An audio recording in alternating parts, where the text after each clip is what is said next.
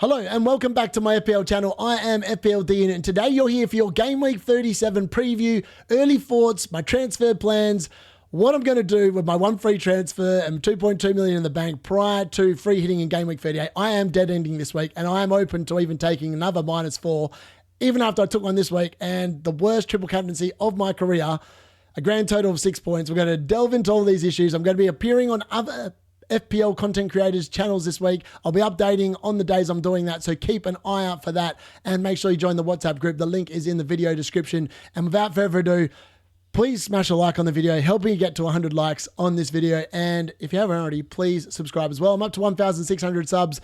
Thank you very much to everyone that did that. Let's continue to grow the channel.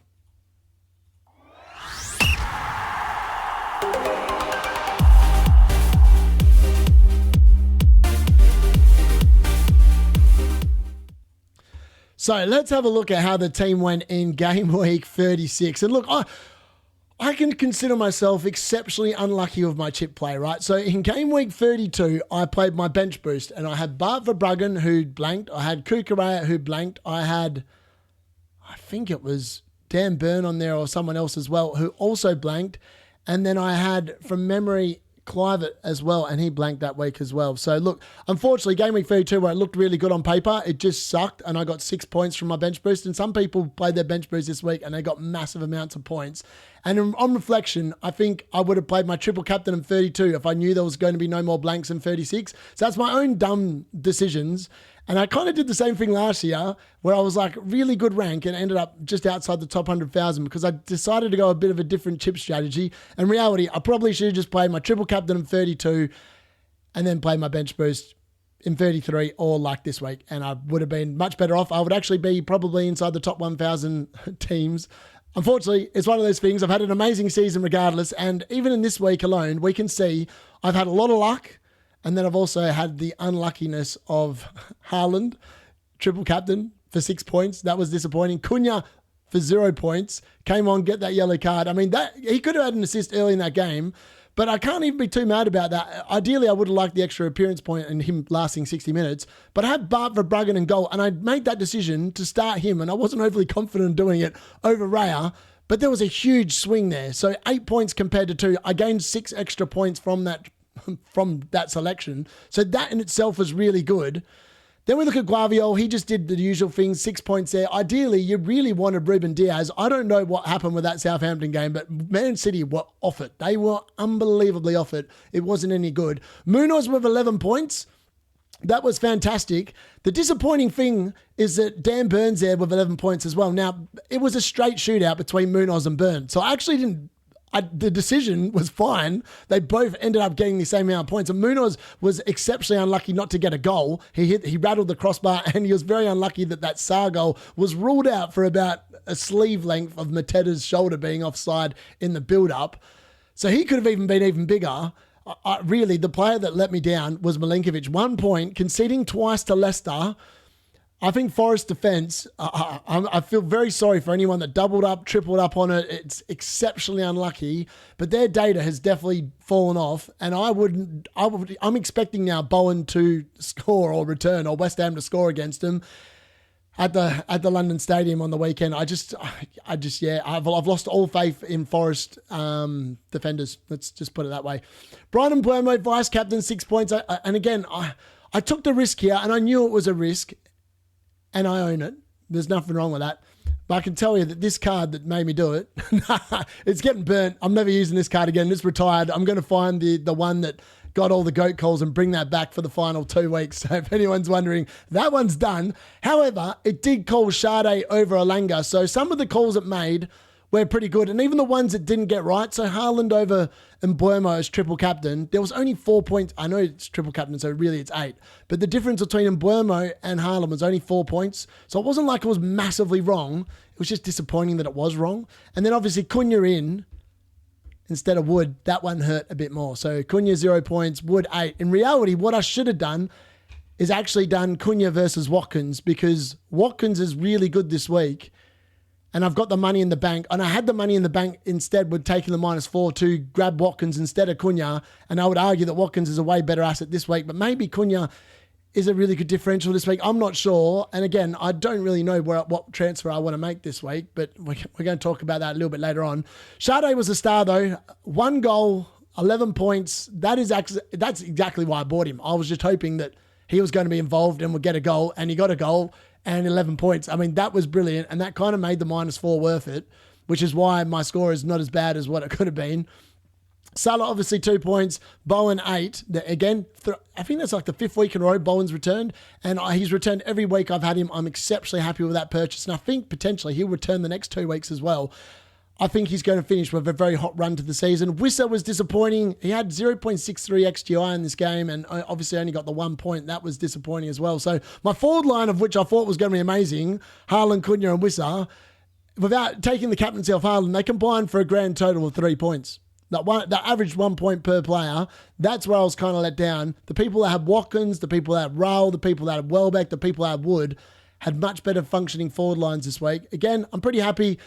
Obviously, Dan Burn on the bench is disappointing, but it's one of those things. There's not much you can do about it. And you roll and we go again and we take on 37 with bated breath. So the game week 36 punt, the triple captain, 2 points, 0 goals, 0 assists, 0.05 XG, 0.21 expected assists. He was unlucky not to get an assist, to be fair, and then it would have been a very close shout between him and Mbeumo.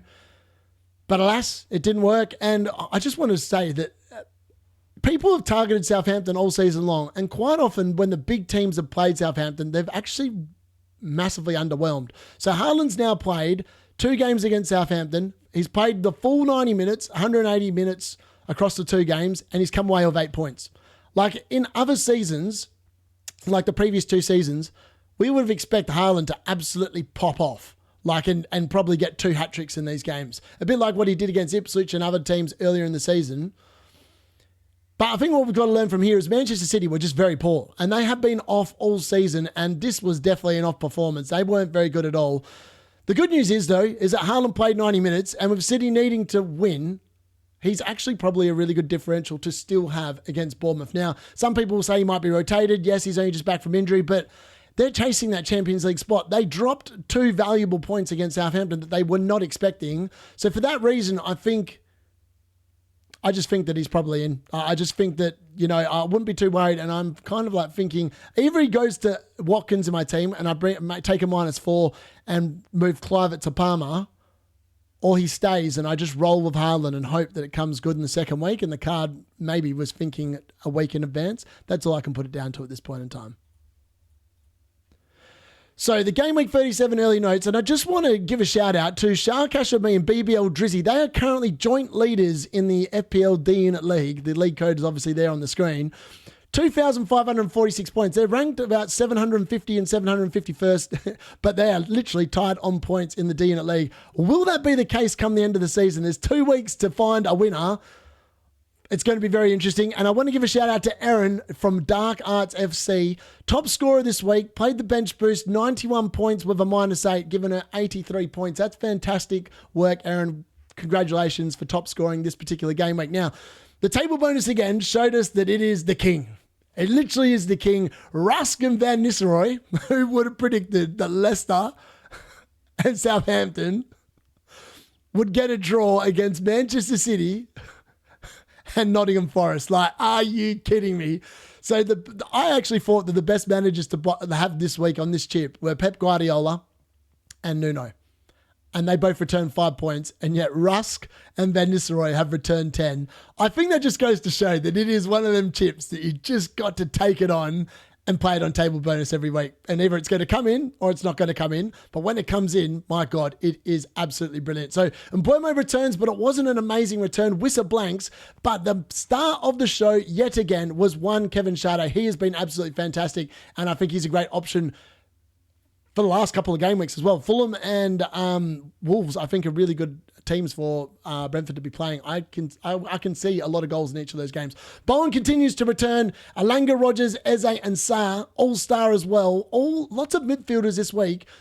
Didn't get massive scores. Eze obviously got the massive score, 16 points. That was incredible. But a lot of the other ones, it was just middling scores like 8, 6, 7, 5 points, all those ones. Really good stuff there, but a lot of them did return. Haaland returned. He played 90 minutes. He failed as a triple captain. As I said, the card just needs to... That card is gone. Like, it's gone. There you go. It's hit the wall. Majority of popular forwards blank, which was frustrating. But as I said, Watkins, Welbeck, Rowell and Woodfire.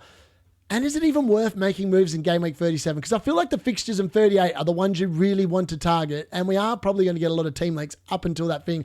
I am very happy I've still got my free hit left. I am hoping that potentially I can make a really good differential team and claw back some of that rank that I've kind of lost out in Game Week 34 by not free hitting then. Man United and Spurs are awful. They are 16th and 17th for a reason. They are just no good. They are unbelievably bad. And the PL season for them is over. Aston Villa and Chelsea, I think, are on for 2 massive wins on Friday night because realistically, Lenny Yoro almost going down injured for Ruben Amorim. If that hasn't taught him a lesson, he's going to send out the under-21s and just let them get beat by Chelsea. I honestly think that that's what he should do. If he doesn't, being a Man United fan, I'm going to be exceptionally disappointed. Will there be rotation from Palace and City post the FA Cup? Now, this is an interesting one, and everyone can debate about this. Crystal Palace really don't have anything to play for outside of the FA Cup, so potentially they might have rotation, especially if they win. But it is their last home game of the season, so maybe there won't be. But Manchester City still have something to fight for, and they need the points. So I think we'll see Haaland play, provided he doesn't get injured in the FA Cup. So for that reason, if you've got him like I've got him, he could still be a very good differential against Bournemouth. Like, Bournemouth aren't a bad team, but City need the win. And he looked really good against them last time. So hopefully that can continue here. And can Jamie Vardy get goal number 200 against Ipswich Town this weekend in his last game at home for Leicester City? I mean, surely the stars are aligning for this. If there's a 1-week punt, I really like him this week. And he'll be featuring in the differentials tomorrow. What else is there to look out for? Well, it's not a very good and appealing fixture list this week. Southampton obviously play Everton. Again, I just don't know if you can really go there, to be honest. So the assistant managers in Game Week 36, this is how it played out. Nuno versus Leicester at home, drew 5 points. Ruud van Nistelrooy versus Nottingham Forest away, drew, got 10 points.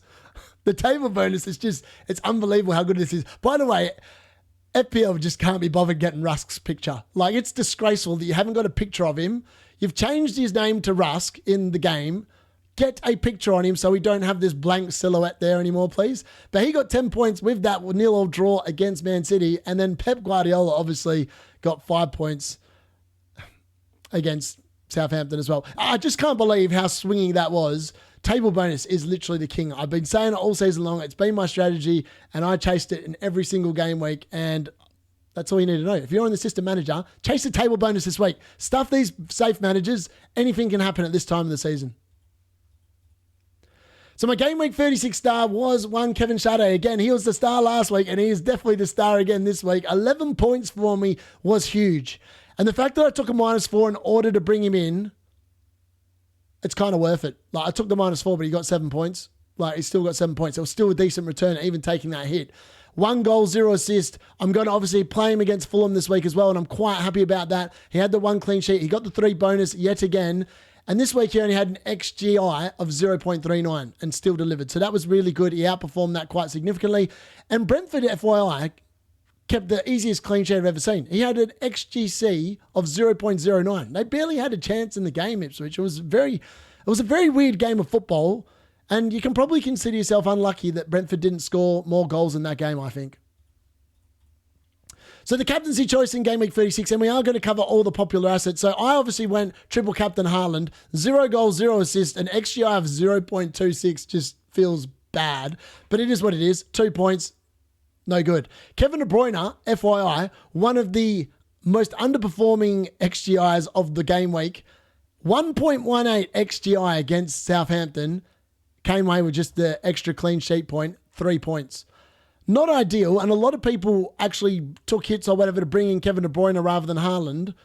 Either way, both of them just really did not pay off at all. But it was a gamble definitely worth taking. That Southampton fixture, you would think 9 times out of 10, City belt him. This was the 1 time out of 10 they didn't. And then Brian Mbeumo, he obviously got the 1 assist, 6 points. He got that clean sheet point as well. No bonus here for him in this game. 0.41 XGI. Again, you could probably consider yourself a little bit unlucky he didn't get more. And Brentford just weren't quite at the races. So the second comparison here, and this is where it gets a little bit stuck. So Salah had no expected goals at all in that game against Arsenal, which I still can't believe. He just didn't look likely. And all of this XGI that he racked up, 0.39, was all expected assists. So again, he's blanked. No clean sheet here, 2 points. I mean, it was the same as going for Haaland. Like the two biggest, most expensive assets in the game, both blank in the same week. And Salah's form has actually tailed off it's just nosedive, really. It's been quite alarming. And I think he's going to be probably one of the more popular captains this week, but I don't know if you can really back in someone that just doesn't feel like they're in that much form. Chris Wood, fantastic. 1 goal, 8 points. He got 2 bonus. He didn't rack up all 3 for once, which was unbelievable. But that's probably because Morgan Gibbs-White got a goal and an assist.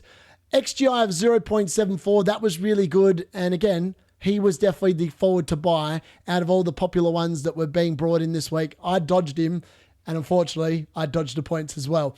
Wissa, he was disappointing. He had an XGI of 0.63. Again, you could probably consider that unlucky. He had a really good chance to actually score. He didn't. It's just one of those things, and he got himself booked. So 1 point, not ideal. A lot of the popular captaincy assets this week just did not do anything at all.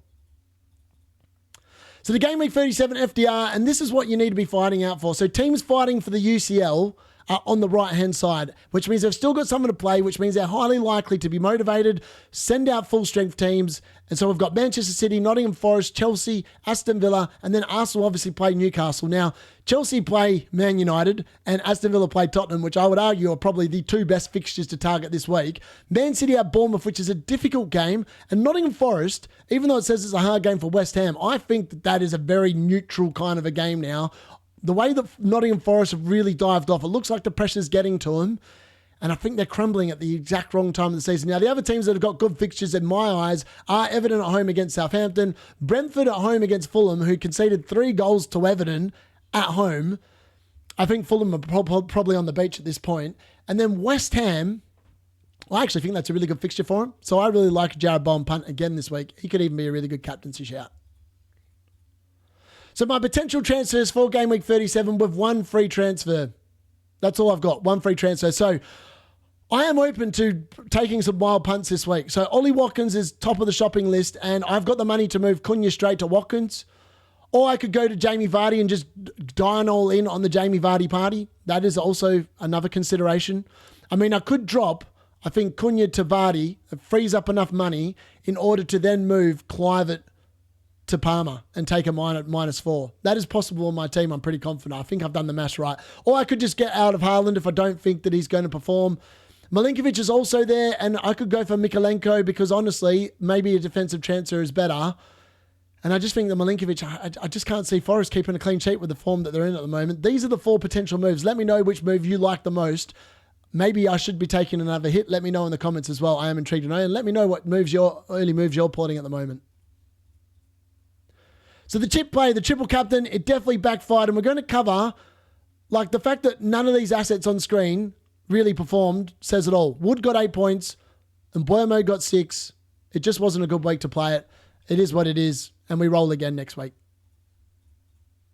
So my updated chip strategy, I just wanted to cover this really quickly. As you can see there, I haven't dropped too much, even though I played the triple captain. And ironically, when I've played a chip this season, it's generally gone poorly for me.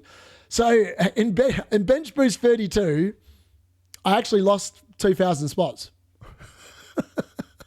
Like, it's unbelievable the unluckiness I've had with my chips this season, right? So I lost 2,000, well, almost 2,000 spots in Game Week 32 after playing the Bench Boost. And in this week, when I played my triple captain, I've actually lost about 600 and almost 700 spots. So not as bad as Game Week 32, but not ideal. So I'm kind of scared about playing my free hit and it not going well.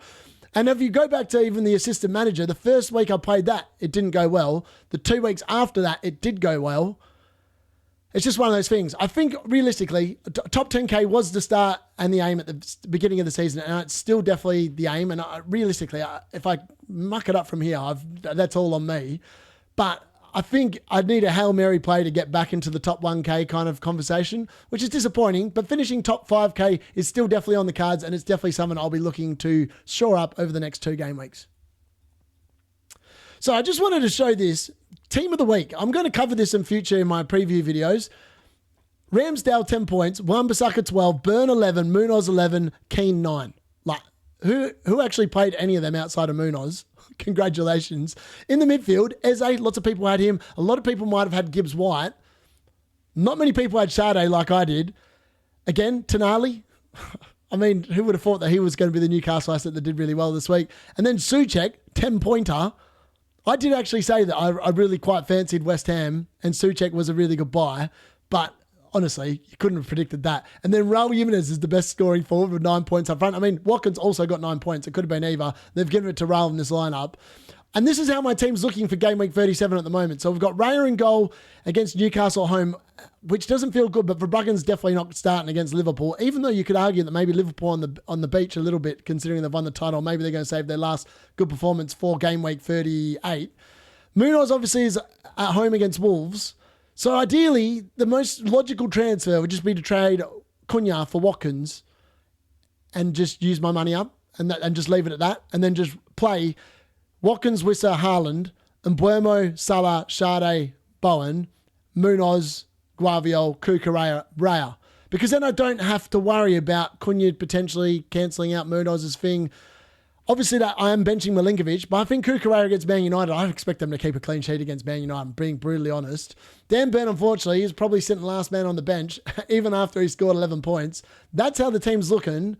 Let me know what you think I should do, especially with those free transfers, or the one free transfer, and whether it's worth taking a hit to probably bring in Cole Palmer in that midfield as well. I am intrigued to know. Obviously, Cunha could become Jamie Vardy, and then potentially Kluivert could become Palmer, and I could play a 5-man midfield. That's also a possibility, but I'm not sure what I really want to do at this stage in time. So that brings us to the end of the Game Week 37 preview, and we only have 2 game weeks left. Every game week from now through to the end of the season is worth 50% of the amount of points you're going to get. Hopefully, your team's looking pretty good for game week 37. Where are you going? What fixtures are you targeting? Who are you expecting to pop? Let me know how you went in game week 36. Did you get a red arrow? Did you get a pretty greyish arrow like I did? Or did you get a massive green arrow? And are you one step closer to winning your mini leagues? Or are you one step closer to potentially not? I'll join you again tomorrow for my differentials video. That's been FPL D Unit. Thanks for joining. Smash a like, sub if you haven't. I'll catch you again tomorrow.